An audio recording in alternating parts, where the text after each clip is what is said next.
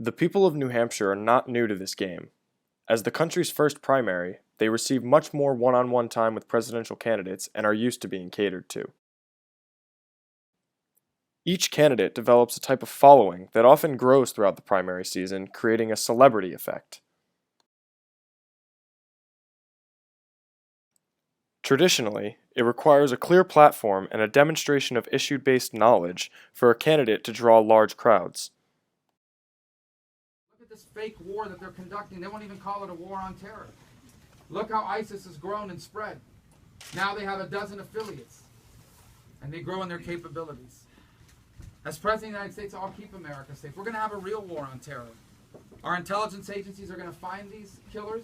Our military is going to destroy them. And if we capture any of these terrorists alive, they're going to Guantanamo, not to a courthouse in Manhattan. We must deal with these issues right now. We cannot wait any longer. This is not a time for waiting. After 7 years of Barack Obama, if we get this election wrong, I'm not sure we can turn many of these things around. That is the sense of urgency I've brought to this campaign. After the introduction of celebrity candidate Donald Trump, traditional candidates scrambled to try and form an equally sizable fan base. Voters don't always judge candidates by their polling results. Many individuals judge a candidate's popularity by the size of their crowds and the way they react to a candidate's message. It is a candidate-to-voter interaction like this that the news media reports to the nation. Donald Trump's celebrity factor has driven a fan base independent of his political support. What does this mean for the other presidential hopefuls? Will the media coverage of the other candidates be impacted at the expense of the voters? The people of New Hampshire aren't too worried. Because my vote is very important, and I'm really taking this seriously, and I'm trying to whittle it down to the best candidate that I feel. So I'm going to definitely vote on Tuesday. Are you from New Hampshire originally? Yes. What's different about the New Hampshire primary in terms of what you can learn about the candidates and? Well, we can learn so much because we're face to face with all of them. They've all been here this weekend and right in our neighborhood. So it's been a completely different experience, I think, than anyone else would have outside of New Hampshire. It would appear that the only people worried about the amount of coverage that each candidate is receiving are the candidates themselves. Debates is that if you get such limited time to communicate. Hey, how you doing? If you come to a town hall meeting, and I think you were at a town hall meeting, you see John Casey.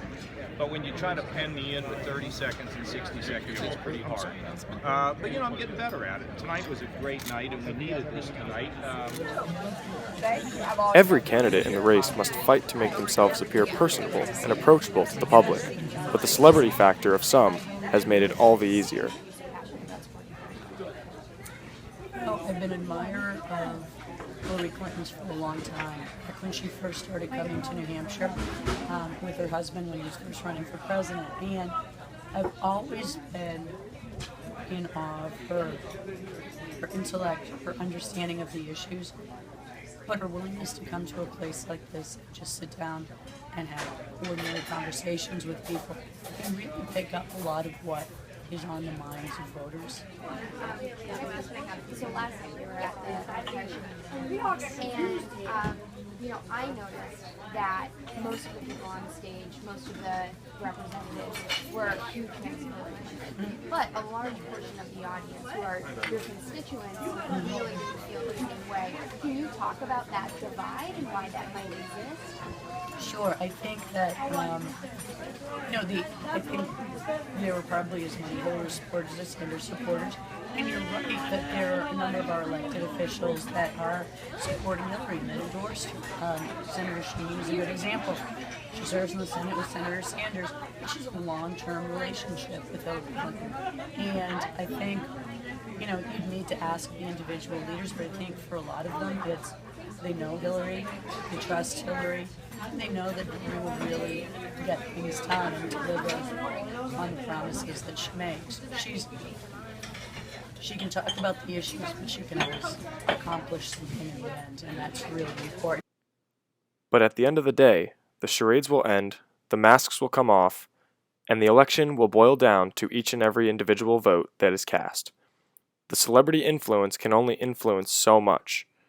So what does that mean for the vote? would you say that your voter thinks who's voting primarily with their head or with their heart? Well, I think with my head, because I want to balance both where I think the candidates stand on things and whether they line up with what I believe, and also whether it's a candidate who is practical and who can win in the general. So balancing those two things, I think, is using my head.